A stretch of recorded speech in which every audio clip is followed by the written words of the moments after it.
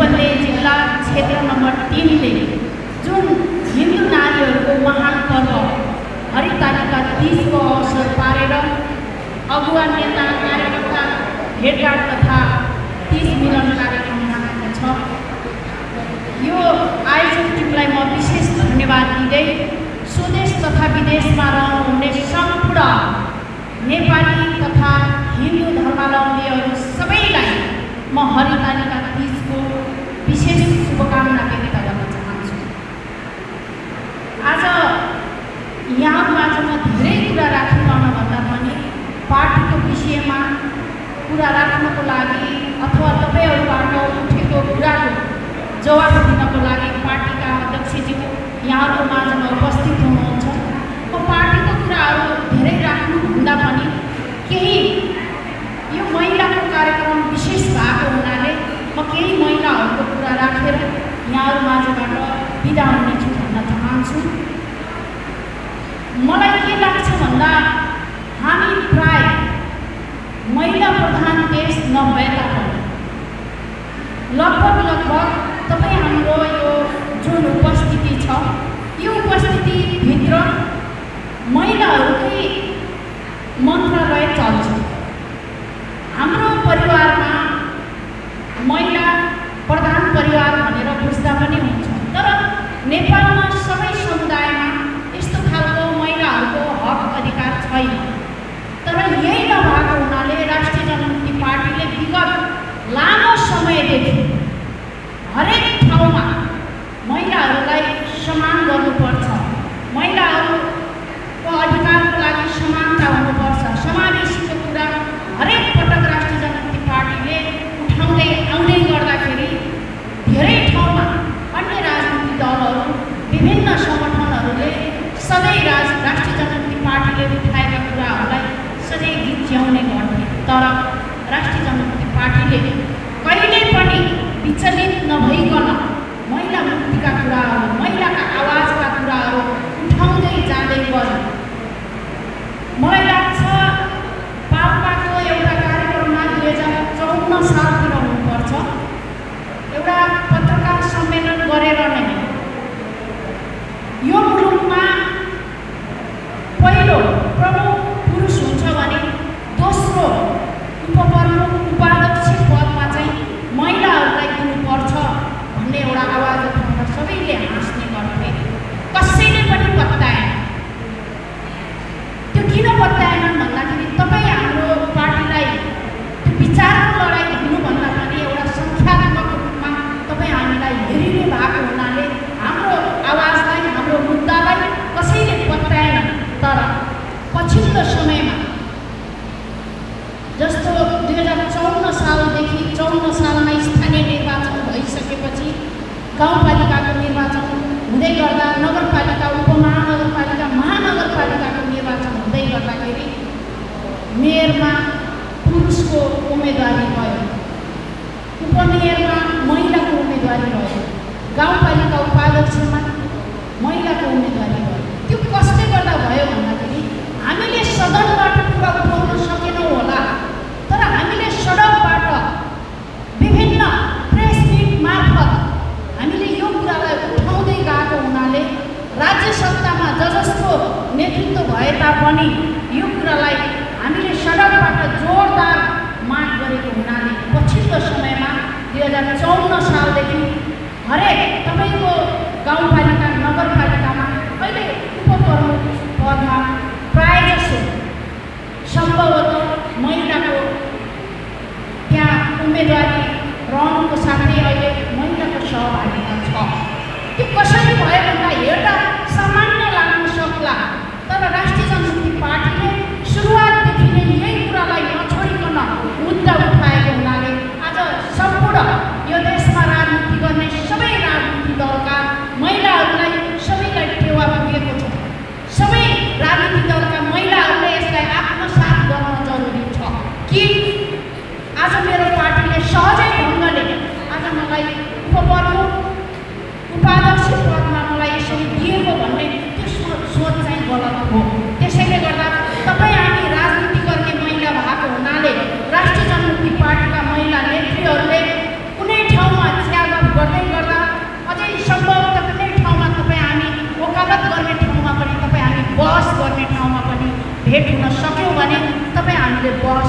गर्नेछ।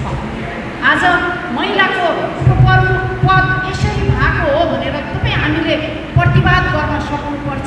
त्यसैले गर्दा आज महिला नेत्रीहरू अब म के भन्न चाहन्छु भन्दा पार्टीले त्यस पछाडि फेरि पार्टीले सहज गराइदिएको छ।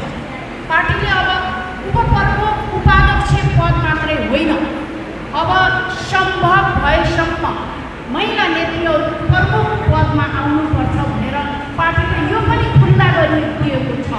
तर राष्ट्रिय जनमुक्ति पार्टीले मात्रै अहिले त्यो पद खुल्ला गरेको छ।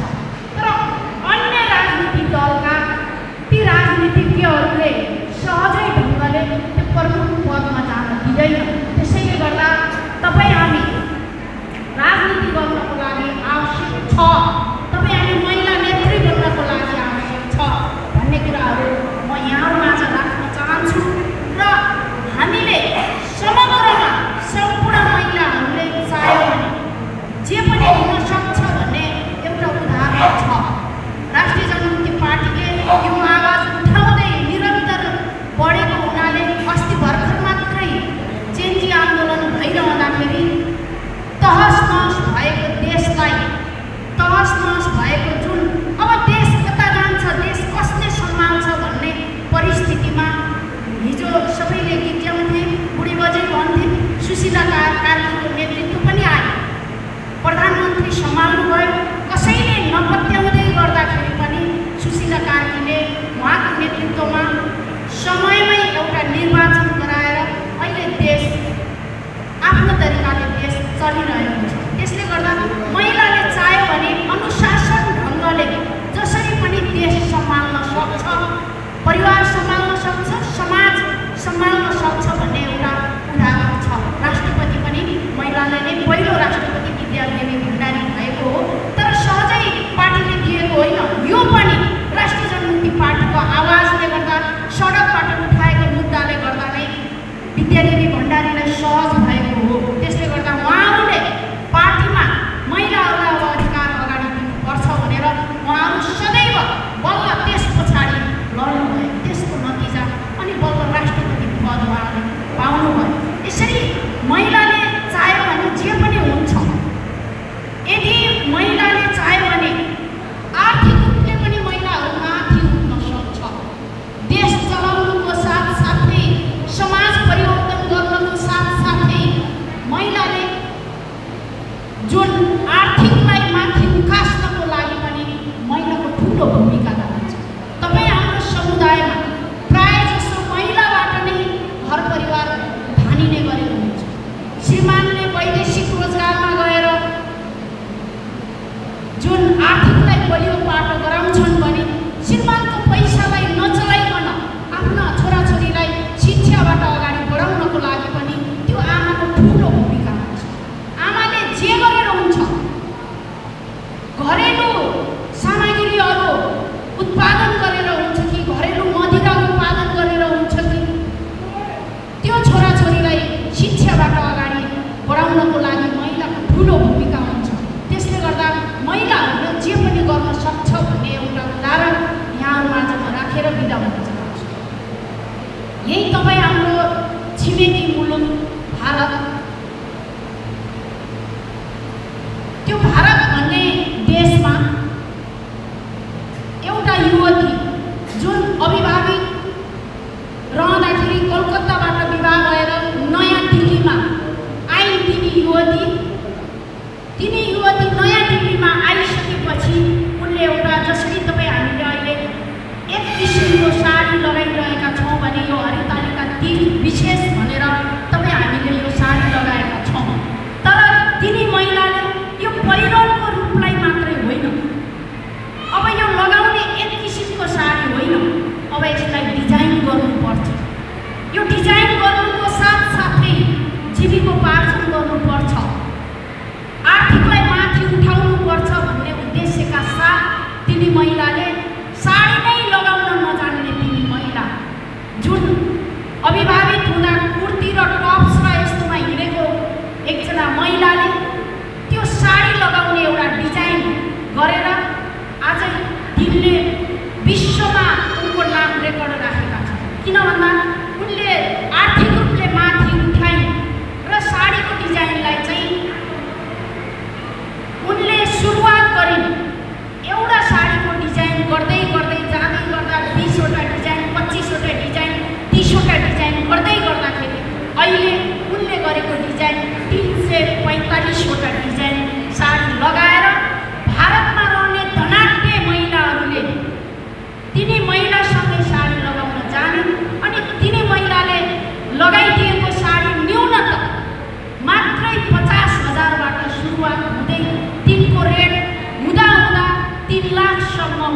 रेट उठेको छ, एउटा साडी लगाएको डिजाइन हेर्दा सामान्य हो, तर आर्थिक रूपले यसरी उठ्नु सक्छ भन्ने एउटा उदाहरण छ। त्यसैले गर्दा महिलाहरूले जीविकोपार्जन गर्नको लागि हरेक ठाउँमा आर्थिक रूपलाई पनि सघाउन सक्छ, समाजलाई परिवर्तन गर्न पनि सक्छ, देश चलाउन पनि सक्छ भन्ने एउटा उदाहरण राख्नको लागि अब राष्ट्रिय जनमुक्ति पार्टीमा लागेका जुझारु महिला नेत्रीहरू अगाडि आउनको लागि, राजनीति गर्नको लागि, तपाईँ नेतृत्व गर्नको लागि अगाडि आउनको लागि यहाँहरूलाई म विनम्र अनुरोध गर्न चाहन्छु।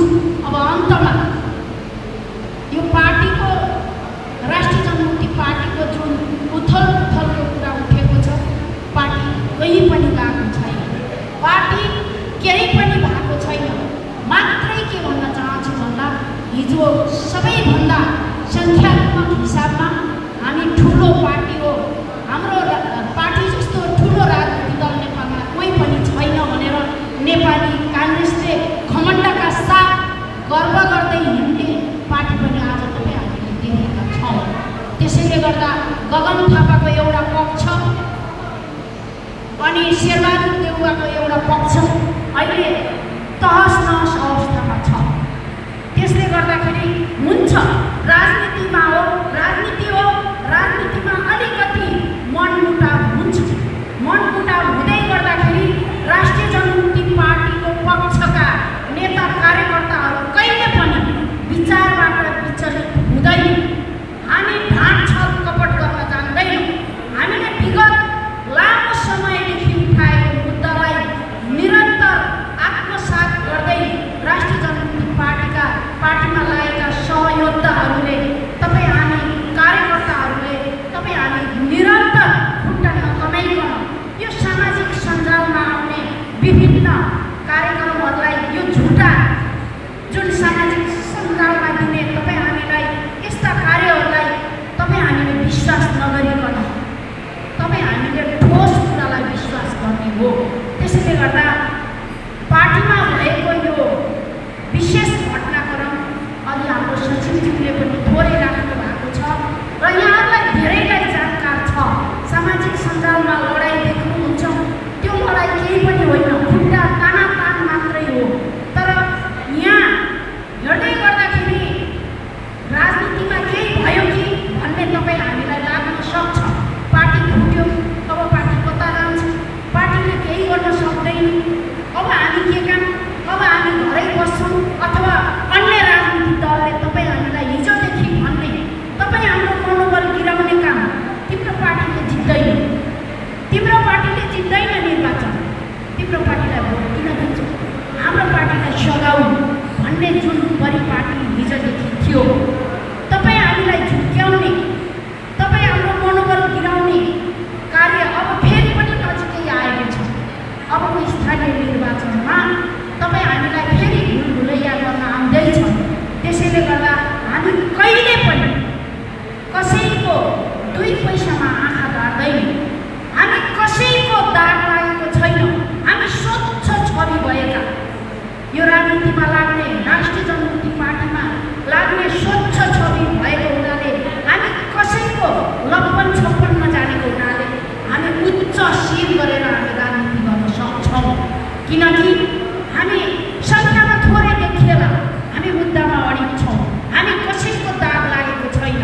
त्यसैले गर्दा यो मित्र जुन यो छिमेकी मुलुकहरूले पनि हामीलाई केही गर्न सकेका छैनन्, तपाईँ हामीलाई लगाउने दाग केही पनि छैन। त्यसैले गर्दा हामी स्वच्छ छवि भएको हुनाले हामी उच्च शिरका साथ हामी राजनीति गरौँ। हामी अब पार्टीलाई शुद्धिकरण गरेर तपाईँ हामी हिँडौँ। यही कुराहरू यहाँहरूमाझ राख्दै, यहाँहरूलाई विनम्र अनुरोध गर्दै पुनः फेरि पनि हरितालिका तीजको विशेष शुभकामना दिँदै थुप्रै महिला नेत्रीहरूको उत्पादन होस् भन्ने चाहना राख्दै अन्तमा अस्ति भर्खर मात्रै पूर्वमा बाराको जितपुरमा अस्ति भर्खर मात्रै घटेको एउटा दुःखद घटना, सानो बालिका 3 वर्षको बालिका गरिमा चौधरीको जुन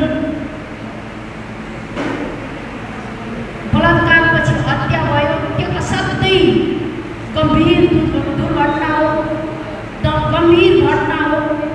तपाईँ हाम्रो सन्तानलाई, तपाईँ हामी महिलाहरू सुरक्षित छैनौँ, महिलाहरूलाई जोगाउनको लागि, महिला जुन बालिकाहरूलाई जोगाउनको लागि अब तपाईँ हामी थुप्रै यस्ता प्रशिक्षणहरू लिँदै सबै नेपाली महिला नेत्रीहरूलाई हामी एक ठाउँ बसेर बहस गर्न पनि जरुरी छ भन्ने कुरा यहाँ राख्दै मृत बालिकाप्रति म हार्दिक श्रद्धाञ्जली व्यक्त गर्न चाहन्छु।